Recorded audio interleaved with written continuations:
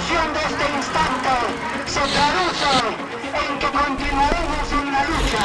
iremos hasta adelante, porque nuestra Constitución ahora no solamente es nuestra madre y nuestro padre, sino es el alimento de nuestro espíritu que ha de conducirnos en la lucha final, y continuaremos en esa limpieza que nos hemos propuesto. ¡Viva México, compañeros! Quiero recordar algunas de las circunstancias que viví como secretario general del Colegio de México en aquel pues muy recordado año de 1968. En México ese año fue especialmente importante sobre todo para, a la manera de ver los aspectos, desde luego las expectativas que se habían creado, la atmósfera tan, vamos a decir, tan excitada ya, porque era el año que se llevarían a cabo los Juegos Olímpicos en México. La 19 Olimpiada se iba a llevar a cabo en el mes de octubre, y bueno, está el medio estudiantil, como el deportivo, como todo mundo en espera de las cosas. De ahí que no recuerdo, no podía sorprender que se empezaran a notar esa expectativa y esa actividad fuera de lo común en construcción de edificios para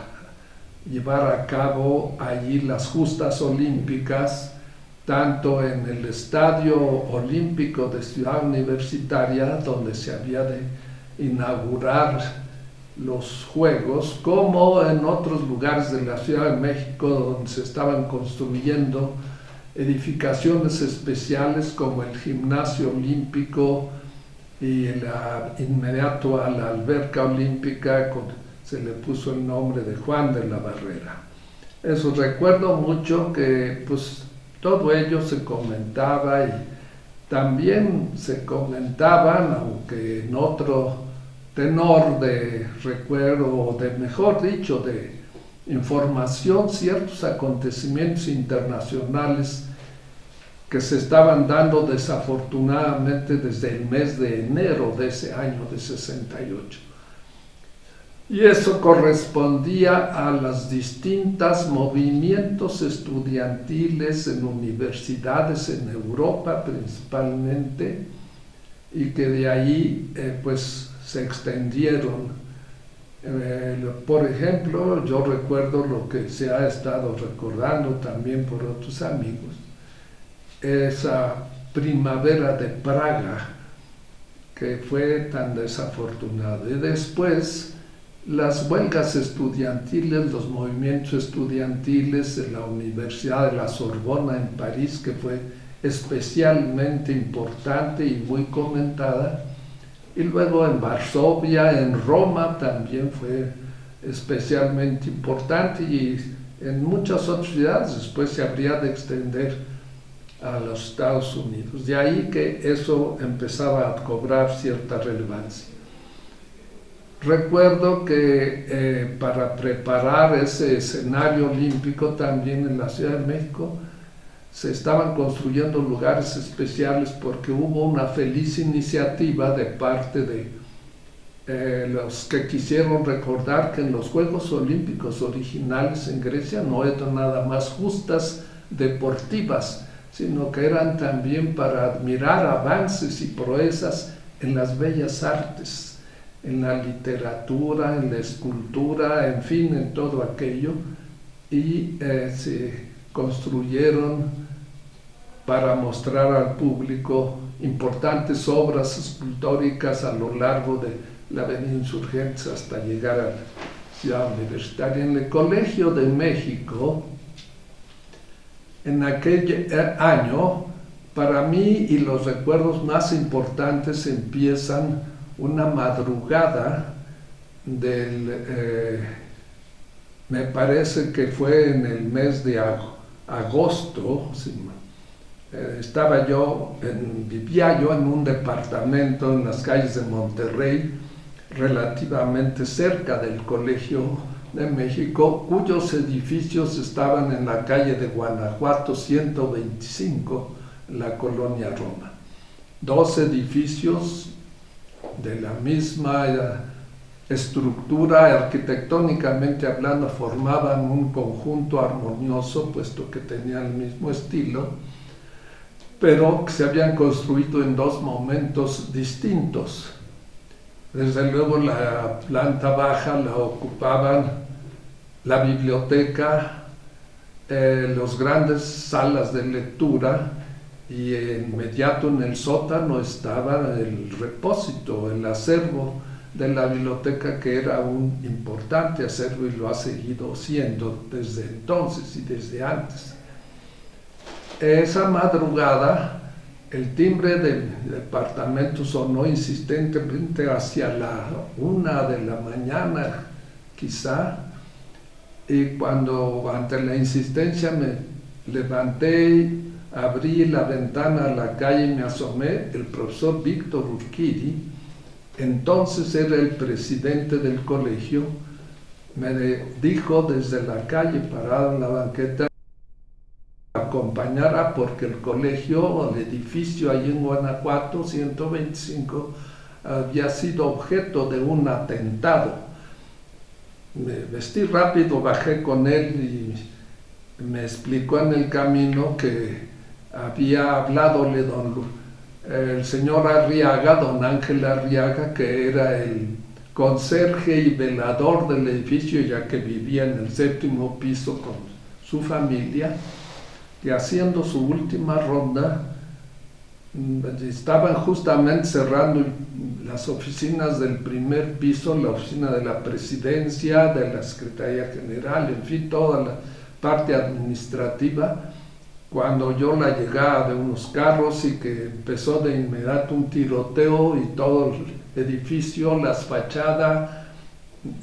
hasta el tercer piso, si no más arriba, llegaron las balas, destrozaron todos los ventanales, las cortinas, el alumbrado, y después vimos que se habían incrustado en las paredes y en el techo de los distintos pisos. Cuando terminó ese tiroteo, el señor Arriaga, que era acompañado de su esposa, recuerdo mucho ese detalle porque estaba la señora muy alterada, bueno, pues llegamos, el profesor Kiri y yo, y vimos que de veras había sido un gran destrozo de todo el edificio, su fachada. ¿Qué lo motivó? ¿Por qué había sido atacado el edificio, la sede del Colegio de México? De varias semanas atrás, cuando todo el movimiento estudiantil empezó en Ciudad Universitaria, desde cuando me parece que fue en el mes de junio o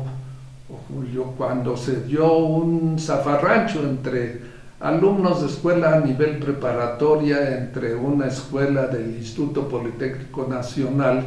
y uno del sistema de la Universidad Nacional, inmediatas más o menos en el rumbo donde está el edificio de la Ciudadela y el jardín de la Ciudadela allá en la Ciudad de México. Y fue, pues, vamos a decir, bastante violento, que motivó que las autoridades del departamento del Distrito Federal entonces mandaran fuerza policíaca para poner en paz eso y sofocar, pero empezaron a excederse en ese, vamos a decir, en esa, lastimaron muchos estudiantes y se excedieron en la represión. No llamaron desde entonces vamos a decir, a la universidad, a la UNAM como al Politécnico, a decir, vengan a poner en paz a sus estudiantes. Ellos, hasta donde sé, simplemente intervinieron con exceso de violencia, y ello empezó a motivar que de inmediato una respuesta del medio estudiantil por exceso de violencia, y también porque como aquí como haya sido, no se había hecho intervenir a las autoridades universitarias, no se les había informado, se había invadido los edificios, se quejaban de que se habían allanado, por lo tanto la autonomía universitaria se había violado, al Politécnico no le habían avisado igualmente, y eso en CU, en el recinto de Ciudad Universitaria, empezó a resentirse mucho, y reuniones de estudiantes que había que protestar el exceso de violencia, no era necesario. La rectoría de la universidad lo consideró importante para tratar de encabezar o de organizar un poco aquello, porque empezaba ya también a hacer desmanes allí en terrenos de la CEU, y empezaron las reuniones y asambleas, pero el rector de la universidad entonces, el ingeniero Barros Sierra, el secretario general, que era Fernando Solana, recuerdo muy bien, que más tarde habría de ser canciller de México, se organizó una primera marcha entonces, y no fue suficiente, empezaron hasta que se organizó una gran marcha de protesta, porque ciertamente no se había tomado en cuenta ni se había consultado para nada con las autoridades. En el Colegio de México esto se había también comentado, y empezaron los estudiantes a reunirse aquí y allá, y cuando aquella gran marcha que encabezó el rector Barros Sierra tuvo lugar fuera de Ciudad Universitaria, en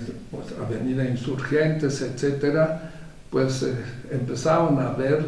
en el colegio, hasta donde pude yo estar enterado, cómo colaborar. Recuerden ustedes que el colegio era desde entonces, entre sus profesores e investigadores, muchos lo eran al mismo tiempo estudiantes en la universidad, como a niveles profesores de la universidad y sus estudiantes.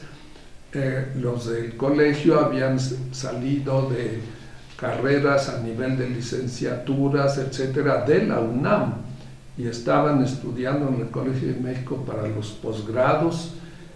Los de la licenciatura en Relaciones Internacionales, que era el único programa a ese nivel que tenía el colegio, pues también venían del medio estudiantil. En fin, en el colegio empezó a comentarse mucho eso, y se empezó a decir, ¿y cuál va a ser la respuesta del colegio? ¿Que no vamos a tener nosotros ninguna presencia? Y entonces, como empezaron a interrumpirse las clases, se solicitó el uso del auditorio del colegio, y me lo daron y yo lo autoricé, y ahí empezaron a reunirse, pero las reuniones fueron cada vez más numerosas, las clases se interrumpieron, profesores y los investigadores empezaron a asistir también a las asambleas. Yo recuerdo haber asistido a quizá las primeras, pero después el profesor don Víctor Urquidi, como presidente, me indicó que yo atendiera toda la parte administrativa, porque él iba a estar en algunas de las asambleas conforme aquel movimiento y aquella protesta pretendía ser ya una cuestión más pública, y como miembros de la institución participar en las marchas, etcétera. En especial fue importante aquella gran marcha, la primera gran marcha más numerosa en cuanto al contingente, que salió una tarde de las inmediaciones, empezó inclusive creo en la planicie enfrente de la antropología, para tomar por Reforma y empezar a avanzar hacia el Zócalo. Recuerdo mucho que en esta marcha participaron muchos estudiantes y profesores investigadores del Colegio de México, quienes, los que tenían entonces sus carros, los fueron a estacionar en las inmediaciones del museo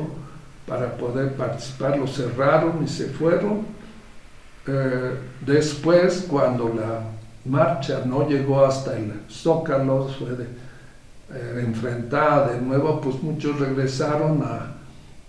allá a recuperar sus autos, pero cuando llegaron se encontraron con que los autos habían sido a su vez motivo de una agresión, ya que jóvenes con bates y varillas o con garrotes que estaban simplemente, vamos a decir, casi dirigidos, según la opinión de los testigos, que les dijeron, no, pues vinieron aquí jóvenes y a batazos, a golpes, destrozaron todos los cristales de los carros por ahí estacionados, porque eran de los participantes en la marcha. Otra advertencia de que no participaran. No creo que haya sido únicamente para los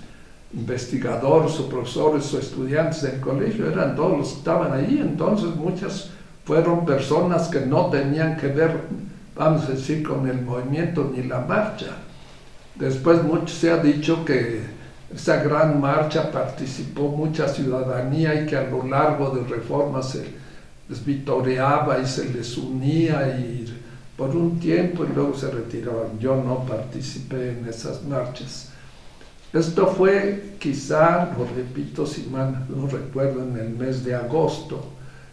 La represión no había hecho más que aumentar la respuesta de parte del medio académico estudiantil, sobre todo ya no solamente eran las instituciones asentadas en la Ciudad de México, sino foráneas también. Llegaron contingentes de la Benemérita Universidad Autónoma de Puebla y de otros lugares. Desde luego la Universidad Nacional Agrícola de Chapingo estaba muy presente, todas las prepas y los estudiantes de CUNY que estaban allá, en fin, era un contingente muy numeroso. Urgía, por lo tanto, a las autoridades que todo aquello terminara conforme se acercaba el mes de las Olimpiadas. Entonces, pues pasó lo que recuerdo ya en aquella madrugada. Las reuniones en el Colegio de México eran para tratar cuál iba a ser la respuesta de la institución como tal a ese movimiento, y el presidente Urquidi, en las veces que yo me enteré que había estado en la asamblea, había insistido mucho en el carácter especial del colegio, que no tenía la característica ni la calidad de ser una institución que lleve la palabra nacional. Eso significa que tiene su estatuto, su legislación, tiene su presupuesto, en fin, todo lo que conlleva el llamarse una institución nacional. Como esa nada más está la Universidad Nacional Autónoma de México, la Universidad Nacional Agrícola de Chapingo, el Politécnico, Instituto Politécnico Nacional, IPN, y en fin, el Colegio de México no tenía esa característica, era una asociación civil. Por lo tanto, he recordado que sus orígenes fueron la Casa de España en México, que por voluntad y apoyo del presidente de la República, don Lázaro Cárdenas, entonces, se había creado para dar la bienvenida y recoger a todos los científicos y hombres vamos a decir, escritores notables, universitarios, españoles que venían a dar a México, porque la guerra civil en España había fracasado, la República Española y la dictadura de Franco los empezó a echar fuera. Entonces, esa Casa de España, que empezó en 1938,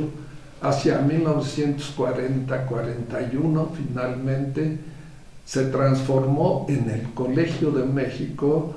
con sus fundadores que fueron don Alfonso Reyes y don Daniel Cosío Villegas, una institución que empezó a crear en prestigio y la importancia de sus estudios, porque empezaron a hacer una verdadera contribución a las ciencias sociales, a los estudios de la historia,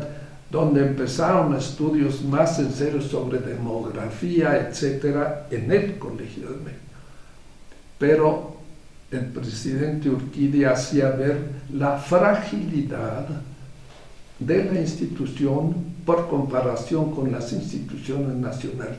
No convenía identificarla mucho en términos de las asambleas, las marchas, sino que desde luego, eso sí lo recalcó mucho, todos son naturalmente libres de expresar sus opiniones y en lo personal ir o no ir, apoyar, estar en las marchas, etcétera, pero no como el Colegio de México. El Colegio de México no debe ser identificado como tal. Bueno, el resultado es que esto así terminó, porque el profesor Urquidi y yo lo acompañé de inmediato que vimos ese destrozo, fuimos a visitar, fuimos a la agencia del Ministerio Público, que si mal no recuerdo está próxima a las instalaciones de la 8ª Delegación de Policía,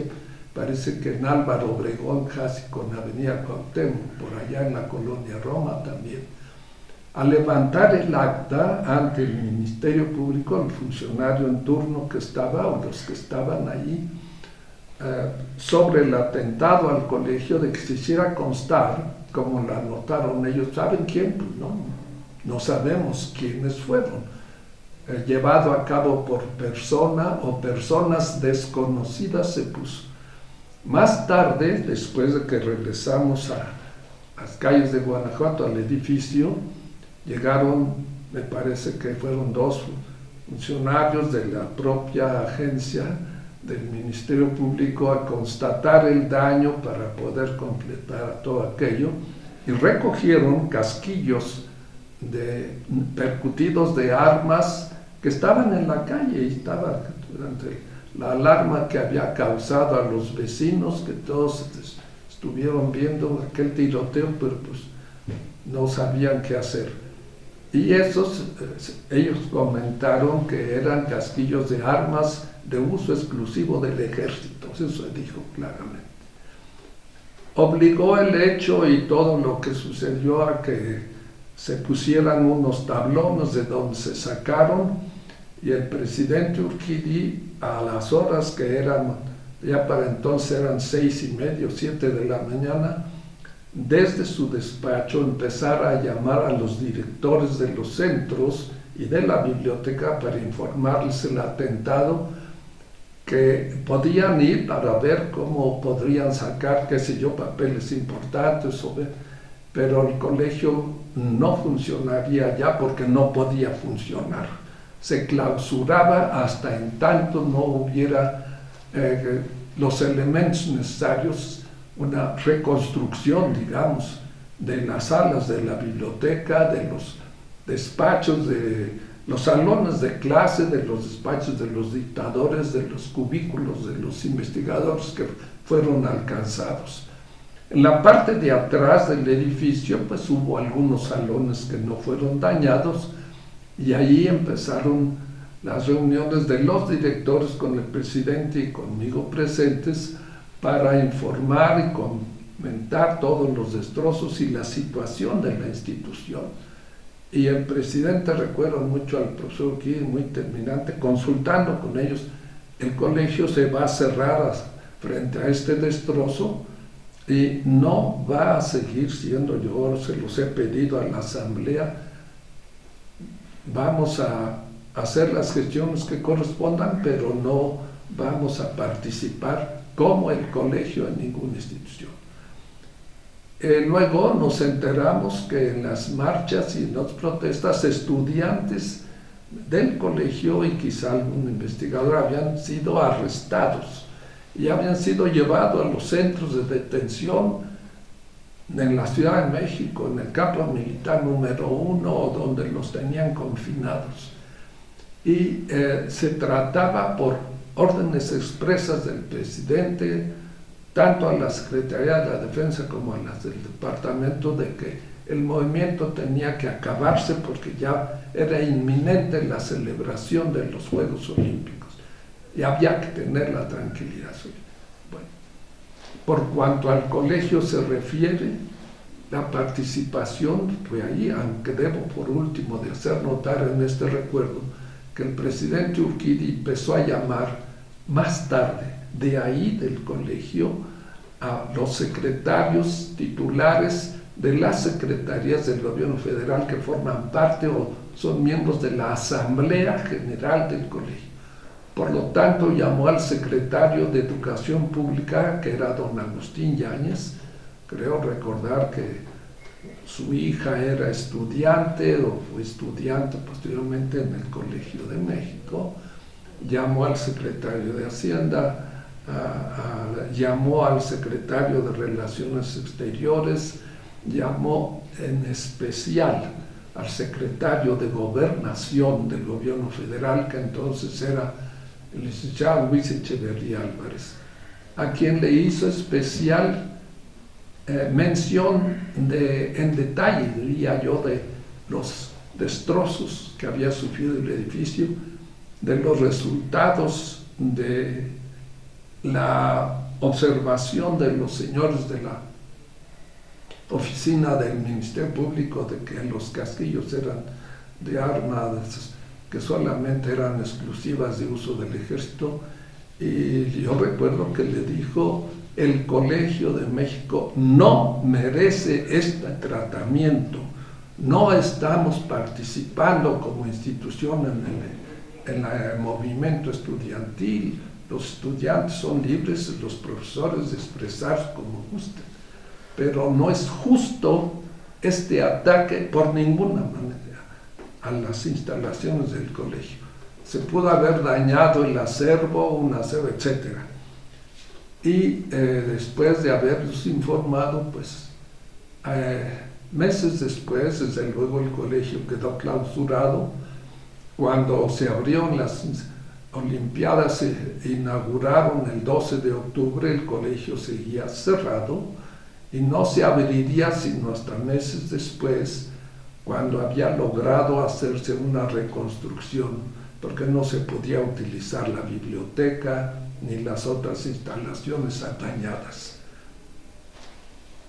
Ahí es lo que puedo recordar sobre ese episodio especial del atentado que sufrió el colegio. Muchos años después han aparecido artículos en prensa mexicana diciendo que eso había habido una participación de estudiantes que habían sido entrenados, enviados especialmente hasta Corea del Norte, y que pudo haber sido así, dije yo no lo sé, parece ser que los que dieron esa entrevista se dijeron haber participado, pero estoy cierto que ninguno si fueron esos estudiantes en el grupo, ninguno era estudiante del Colegio de México.